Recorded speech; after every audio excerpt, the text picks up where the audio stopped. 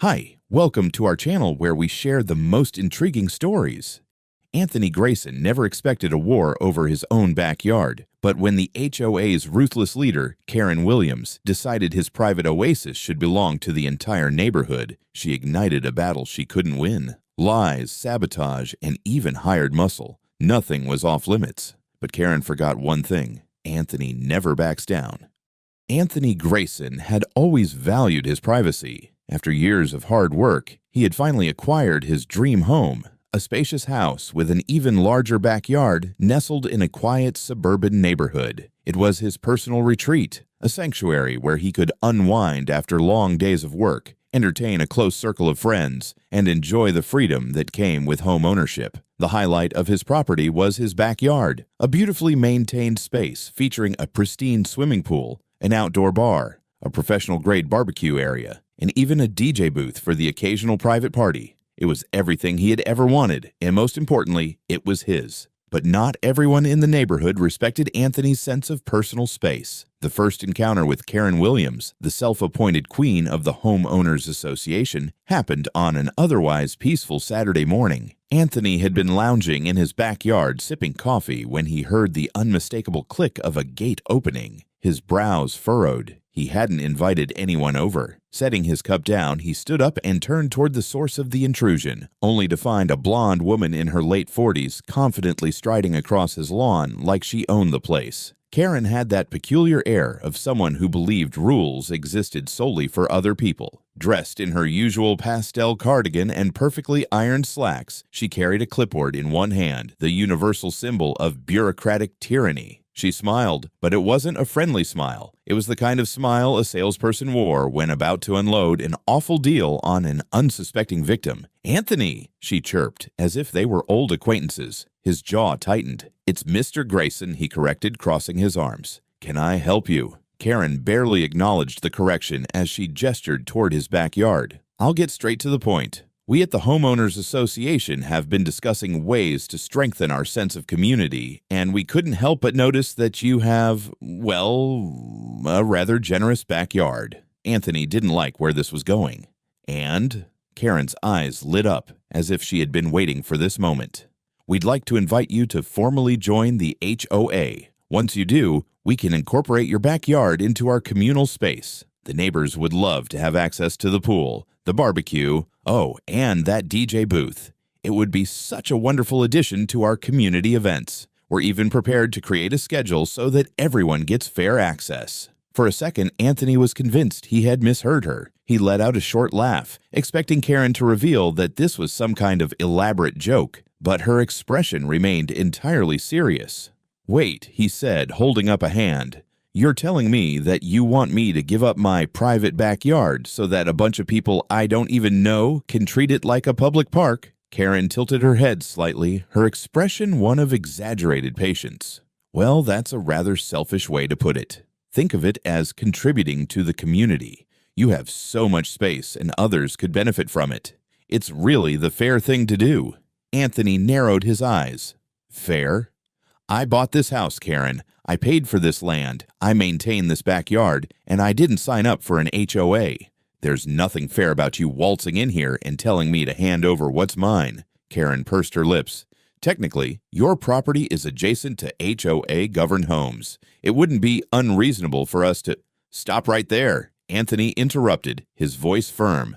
"I am not, nor will I ever be, part of your HOA. I don't owe the community anything, and my backyard is not up for discussion. Now, if you'll excuse me, I'd like you to leave my property." Karen's smile faltered, but she recovered quickly, adopting a look of mock disappointment. "Anthony, I had hoped you'd be more open-minded. It would be such a shame if people started seeing you as difficult." Anthony felt his blood pressure rise. There it was, the thinly veiled threat. He had heard enough. "You know what would be a shame?" he shot back. "If I had to call the cops to remove you for trespassing. Leave. Now." For a brief moment, Karen's expression hardened. Then, just as quickly, she exhaled sharply and gave a condescending chuckle. "Fine," she said, adjusting the clipboard in her arms. "But don't be surprised when people start treating you the way you treat them." Anthony stood his ground as Karen turned on her heel and marched back through the gate, closing it behind her with unnecessary force. He watched as she strode down the sidewalk, her shoulders stiff with indignation. Shaking his head, he let out a breath and ran a hand through his hair. He had heard stories about nightmare HOAs, but he had hoped to avoid that kind of nonsense by not being a member. Clearly, Karen and her little association had other plans. Still, he had drawn a firm line. He had made it clear that his property was his, and his alone, or so he thought, because what Anthony didn't know was that Karen was not the kind of woman who took no for an answer. The encounter with Karen had left Anthony annoyed, but confident that he had shut down her ridiculous proposal. He figured she'd grumble to a few neighbors, maybe send a passive-aggressive letter, and eventually move on. But he had underestimated just how relentless and petty she could be. The first sign of trouble came in the form of a thick envelope stuffed into his mailbox. Anthony pulled it out and frowned at the HOA logo stamped on the front. He wasn't a member, so why were they sending him anything? He ripped it open and skimmed the contents. Violation notice. He actually laughed. The letter outlined a list of infractions, all supposedly committed by him. According to the HOA, his fence was too tall, his grass wasn't up to neighborhood standards, and his personal favorite, his backyard amenities, created an exclusivity issue that contradicted the community spirit. Anthony read that last part twice just to be sure he wasn't hallucinating. They were really trying to fine him for owning nice things. Shaking his head, he marched back into his house, opened his laptop, and quickly typed out a firm response. He attached copies of his property deed, proving he wasn't under HOA jurisdiction, and politely, but not really, informed them to back off. He sent the email and expected that to be the end of it. It wasn't. A few days later, another letter arrived. This one was more aggressive, claiming that while he wasn't an official member, his property was adjacent to HOA homes and should comply with community expectations. They even threw in a line about how failure to cooperate could result in further action. Anthony smirked. If they were trying to intimidate him, they were going to have to do a hell of a lot better than that. The next morning, while enjoying his coffee on the patio, he noticed something strange. An older couple standing near his fence, whispering and pointing toward his backyard. A woman in yoga pants strolled by, deliberately slowing down to peer through the gate. Then came a guy with a dog, pausing just a little too long as he casually pretended to tie his shoe. The HOA wasn't just harassing him with letters. They had turned the neighborhood against him. That evening, as Anthony took out his trash, his next-door neighbor, Mr. Davis, approached. The man had always been pleasant enough, but this time there was hesitation in his voice. "Hey, Anthony," Davis started, scratching the back of his neck. I heard some folks talking at the HOA meeting. There's a petition going around." Anthony crossed his arms. "A petition for what?" Davis sighed. "To pressure you into joining the HOA. They're claiming that since your property was originally part of the area before you bought it, it technically should be under HOA rules. Karen's been telling people you're refusing out of spite." Anthony scoffed. "Let me guess. She didn't mention the part where she tried to claim my backyard for the community?" Davis winced. "Not exactly. She's painting you as, well, unfriendly." Anthony took a slow breath, forcing himself to stay calm. "And you? What do you think?" Davis held up his hands. "I'm staying out of it, man. Just figured you'd want a heads up." Anthony nodded. "Appreciate it." The moment Davis walked away, Anthony's patience officially ran out. He had tried to be civil, to ignore the ridiculousness, but if Karen wanted a battle, he was ready to fight. First, he installed security cameras covering every inch of his backyard, ensuring that if anyone tried to set foot on his property uninvited, he'd have video evidence. Next, he had a massive metal sign custom-made and mounted onto his fence. "Private property. Trespassers will be treated to a sprinkler shower." But the final touch was his personal favorite. He printed copies of the petition, highlighted Karen's name at the top, and tacked them onto a bulletin board outside his gate, right next to a copy of his property deed and a note that read, "For those who need a refresher in property rights, my land is mine. HOA rules do not apply. The petition is garbage, and if Karen wants my backyard, she can buy it. Price starts at $10 million. Cash only." The next morning, the sign was gone. Someone had ripped it down in the middle of the night. Anthony smiled. He was getting under Karen's skin. Karen had tried intimidation. She had tried social pressure. She had even attempted to wear Anthony down with a relentless stream of bogus violations, but none of it had worked. Instead of caving in, he had fought back, and worse, for her, he had made her look ridiculous in the process. That's when she decided to escalate. Anthony realized something was off the moment he pulled into his driveway that evening. Parked outside his gate was a construction van, and from inside his backyard came the unmistakable sounds of hammers and drills. His stomach tightened. What the hell? He threw the car door open and marched through the gate, his blood already boiling. There, right in the middle of his backyard, stood a group of workers, busy digging what looked like the foundation for a new pathway. A pile of bricks and cement bags sat nearby, and next to them, standing with her arms crossed, was Karen. She turned to him, her expression neutral, as if she hadn't just authorized illegal construction on his property. "Ah, Anthony," she said with the tone of a boss scolding an employee. "You're back sooner than I expected." Anthony clenched his fists. "Karen, what the hell is this?" Karen sighed, as if she were the one dealing with his nonsense. "We're installing a new access pathway for the community. You see, the board voted on a new neighborhood accessibility initiative, and it was decided that your backyard would be the perfect location for a throughway to connect our streets." Anthony stared at her, waiting for her to crack a smile, to admit she was joking, but she didn't. "You've got to be kidding me," he said.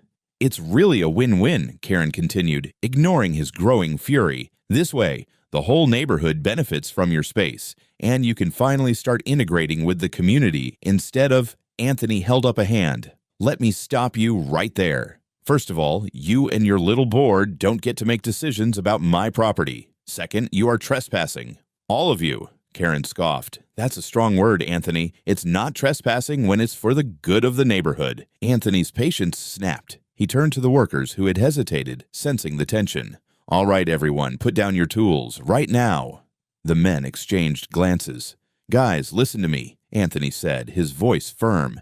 "You are on private property. I did not authorize this. If you keep working, that means you're trespassing, and I will have you removed by the police." The foreman, a burly guy in a neon vest, frowned and turned to Karen. "Lady, you said this was approved." "It is approved," Karen snapped, her voice turning shrill, "by the community." Anthony took out his phone and dialed 911 on speaker. 911, what's your emergency?" "Yeah, I need to report trespassing and unauthorized construction on my property," Anthony said, staring directly at Karen as he spoke. "I have multiple individuals here breaking ground without permission, and one of them is claiming to act on behalf of an HOA I am not a member of." Karen's eyes widened. "Oh, don't be ridiculous, Anthony." The foreman immediately dropped his clipboard. "All right, boys, pack it up. We're out." The workers didn't need to be told twice. Within minutes, they were tossing equipment into the van and speeding off, leaving behind a half-dug trench and a fuming Karen. "You are unbelievable," Karen spat, her face turning red. "You just made a huge mistake, Anthony." Anthony chuckled. "Oh, I don't think so, but if you really want to make this official, let's do that." Still holding his phone, he pressed record. "Go ahead, Karen. Explain on camera why you thought you had the right to break into my property and start construction." Her jaw tightened. "You will regret this," she hissed before turning on her heel and storming off. Anthony watched her go, his heart still pounding. He glanced at the half-dug mess left behind and exhaled slowly. Karen had officially lost her damn mind. Anthony had been expecting retaliation from Karen after shutting down her illegal construction stunt, but even he couldn't have predicted just how far she would take things. It started with the noise. Late one Saturday afternoon, as Anthony relaxed in his living room, he heard the unmistakable thump of bass-heavy music. At first, he thought it was coming from a neighbor's house, but then he caught sight of colored lights flickering in his backyard. His stomach dropped. This had to be a joke. He rushed outside and was greeted by a scene of pure chaos. His backyard, his private backyard, had been invaded. There were at least 50 people sprawled across the space, lounging by his pool, flipping burgers on his grill, and drinking from coolers that he definitely hadn't stocked. His DJ booth, which he used for his own parties, was occupied by some random guy spinning tracks like it was a club. And there, standing in the middle of it all with a self-satisfied smirk, was Karen. She was dressed like a host at some upscale garden party, holding a cocktail in one hand and chatting with a group of neighbors like this was her damn house. Anthony felt his blood pressure spike. He strode toward her, jaw tight, fists clenched. "Karen!" he bellowed over the music. She turned, feigning surprise. "Oh, Anthony! You're here!" Anthony took a slow breath, trying to contain the rage bubbling inside him. "What the hell is this?" Karen sipped her drink, completely unfazed. "Oh, just a community gathering. Since you've been so reluctant to share your wonderful backyard, I decided to take initiative. Isn't it great? Everyone's having such a good time." Anthony couldn't believe what he was hearing. "You broke into my property," he said through gritted teeth. Karen waved a dismissive hand. "Oh, don't be so dramatic. The gate was unlocked." "Because someone must have picked it," Karen continued, ignoring his accusation. "You really should be thanking me. People are finally getting to enjoy this amazing space. And guess what? Nobody's even complaining about you anymore. It's a win-win." Anthony was seconds away from losing it. "All right, party's over. Everyone, get the hell out." But before he could take another step, two massive men in security uniforms stepped in front of him, blocking his path. "Whoa, whoa," one of them rumbled. "No need for trouble, bud." Anthony stared up at the wall of muscle in disbelief. Karen had hired security. She had anticipated that he would crash the party and had actually brought in hired muscle to stop him. He couldn't help but let out a short, bitter laugh. "You really went all out, didn't you?" Karen's smirk widened. "Just making sure things stay peaceful. You have a reputation for being aggressive." Anthony's jaw clenched. He glanced at his security cameras. This entire thing was being recorded. He took a step forward. The larger of the two men moved to grab him. Big mistake. In one swift motion, Anthony ducked under the man's arm and grabbed a nearby pool chair, swinging it sideways into the guy's legs. The behemoth stumbled, arms flailing, before toppling straight into the pool with an enormous splash. The music cut out instantly. The second guard's eyes widened. "You little—" Anthony didn't wait. He grabbed a bottle of barbecue sauce from the table and hurled it straight at the guy's face. The man yelped as the thick, sticky liquid coated his eyes, blinding him. He staggered backward, tripped over a garden hose, and landed flat on his back. The crowd erupted into laughter. Karen, however, looked absolutely horrified. Anthony wiped his hands. "Anyone else want to tell me I can't be in my own backyard?" The party guests suddenly remembered urgent plans elsewhere. Within seconds, they were grabbing their drinks, their bags, and even their half-eaten burgers, and making a run for the exit. Karen stood frozen, her face a mixture of shock and rage. Anthony took a step toward her, arms crossed. "You! Leave! Now!" She opened her mouth, then closed it. Without another word, she turned and stormed out, her wet, humiliated security guard stumbling after her. Anthony exhaled, running a hand through his hair. This wasn't over. Karen wasn't the type to go down quietly, but neither was he. Anthony knew Karen wasn't going to accept defeat easily. The woman had already proven she had no respect for boundaries, rules, or basic human decency. But this time, she had gone too far. She had illegally broken into his property, thrown a party without permission, and hired security to keep him out of his own backyard. And the best part? It was all on camera. The very next morning, Anthony met with his lawyer. After reviewing the footage, it was clear they had an airtight case. Trespassing, property damage, illegal entry, and possibly even assault for Karen's attempt to use hired security against him. 2 weeks later, Karen was served with a court summons. The trial was set for a Monday morning, and the courtroom was packed. Word had spread quickly through the neighborhood, and people, both those who had blindly supported Karen and those who had secretly despised her, had shown up to watch the spectacle unfold. Karen arrived with her own lawyer, a man who looked about as smug as she did. She sat confidently, chin held high, as if this was just another HOA meeting where she could bulldoze her way through. But her confidence didn't last long. The prosecution played the security footage on a large screen. The video showed everything. Karen breaking into Anthony's yard, the massive, unauthorized party she had thrown, the moment her hired security guards attacked him, and, of course, the hilarious scene of one being tossed into the pool and the other being taken down by barbecue sauce. The courtroom snickered at that last part. Even the judge smirked. Karen's lawyer tried to spin it. "Your Honor," he said, "this was merely a miscommunication. My client sincerely believed that the neighborhood had an unspoken agreement about shared spaces." "Objection," Anthony's lawyer cut in. The defendant knew full well that Mr. Grayson's property was private. She was told multiple times on record to stay off his land. The judge nodded. "Sustained. Let's stick to the facts." Karen, however, wasn't done. She stood up abruptly, her voice rising. "This is ridiculous. I was trying to bring the community together. I did nothing wrong." Anthony's lawyer calmly flipped through his files. "Nothing wrong? Then why did you hire security guards to keep Mr. Grayson out of his own yard?" Karen turned red. The judge sighed. "Mrs. Williams, sit down." And just like that, her case crumbled. The verdict was swift. Guilty of trespassing, guilty of property damage, guilty of harassment. Karen was fined thousands of dollars in damages, forced to step down from her position in the HOA, and received a court order barring her from coming within 100 feet of Anthony's home. As the judge banged the gavel, Karen sat there stunned, her face pale. Anthony had won. But the real humiliation?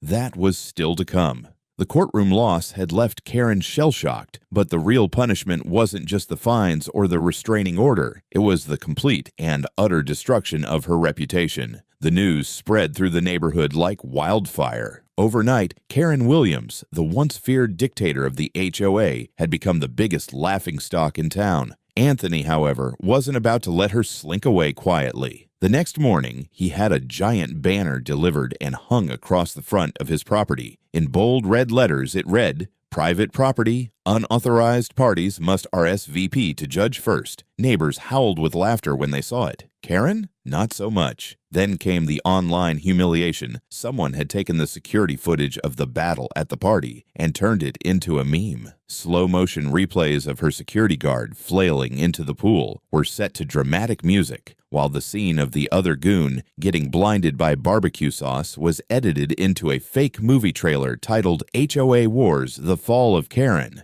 It went viral. By the end of the week, even local news stations were covering the HOA showdown. One reporter called it a masterclass in property rights and poorly chosen battles. Karen tried to recover. She stormed into an HOA meeting, demanding they restore her good name. It backfired. Someone in the back whispered, "Careful, she might throw another illegal pool party." The entire room burst into laughter. Karen resigned on the spot. But her ultimate humiliation came a month later when she finally decided to sell her house and leave the neighborhood forever. On the day of the open house, Anthony, being the gracious neighbor he was, hosted a farewell party right in his backyard. A DJ blasted "Hit the Road Jack." A makeshift crime scene outline was drawn by the pool where her security guard had fallen. Someone even brought a Karen piñata, which, when smashed, spilled out fake HOA violation notices. Karen, standing on her porch as realtors showed prospective buyers around, had no choice but to listen to the celebration happening right next door. With one last glare toward Anthony, she slammed her door shut. And just like that, she was gone. Anthony raised his drink in a toast. To Karen, he said, grinning, "May she find another neighborhood to terrorize." The crowd cheered, and with that, Anthony finally got his backyard back, forever.